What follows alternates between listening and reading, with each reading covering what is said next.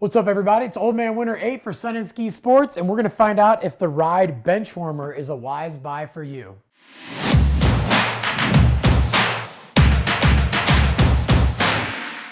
So the Ride Benchwarmer was one of the first unisex boards in their lineup outside of the Pig series, and it really became a crazy popular board amongst female and male riders very fast. It is an asymmetrical twin. If you are right foot forward, that's the nose, and if you're left foot forward, that's the nose. That's why the graphic goes this way and not this way. And what that means is that it actually has a different heel side cut than toe side cut. The toe side cut is a standard side cut, but you got a little bit more aggressive side cut on your heels. If you think about it, real easy to stand on your toes, real easy to drop all your pressure on your toes when you're carving, but it's a little bit harder to do that on your heels. So this board is giving you that extra advantage on your heel side so you can get a little bit easier dig and get a little bit better edge hold when you're on your heel side edge. And then we go to the profile of this. It is a cambered board with rocker up in the tips, and you can see it has a lot of camber, so super powerful feel, but you still get that easy catch-free feel up in the nose and tail,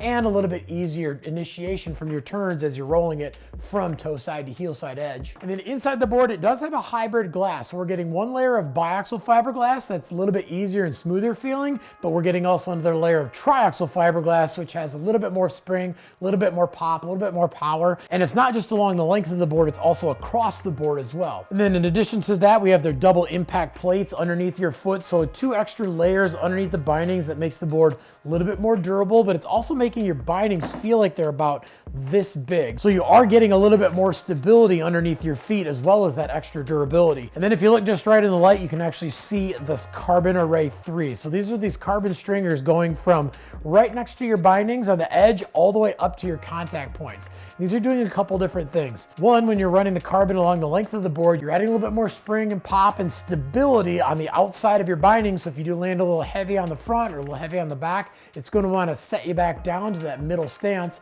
But it's also transferring energy from the area where your bindings are and those impact plates up towards your contact point. So when you go to lay this thing on edge, it's going to want to dig a little bit more compared to any other board at this same flex. And as if that wasn't enough, it also has their carbon slim walls. So Ride has a thing called slime wall, which is a sidewall that's made out of urethane. It's basically a little bit softer than a standard ABS material, so you're getting more durability. Basically, when you hit something that's not snow, it gives a little bit, but also it's absorbing vibration. So when you're carving and you're getting a little bit of that chatter, it helps suck that up so the board does want to hold a little bit better edge.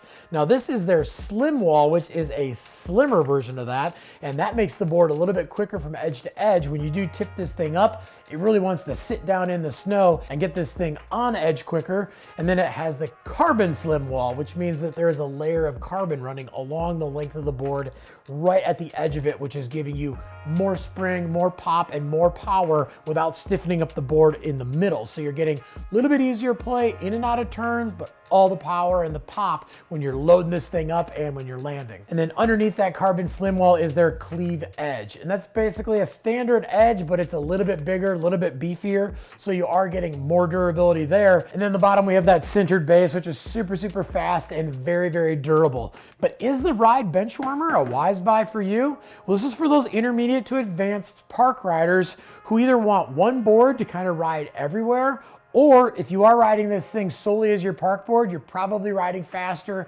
hitting the bigger jumps, hitting the bigger rails, and you want a little bit more oomph underneath your feet. And that's what's really cool about having a higher end park board, is that it does have those extras like the carbon 3, the double impact plates, that carbon slim wall, and a little bit more camber through the middle of the board.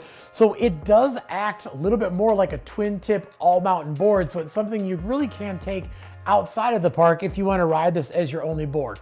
Probably not going to be the best board to ride in powder, but it's not going to be horrible. It really is for those riders who are charging super hard in the park and just want that one board that can handle just about anything that you throw at it.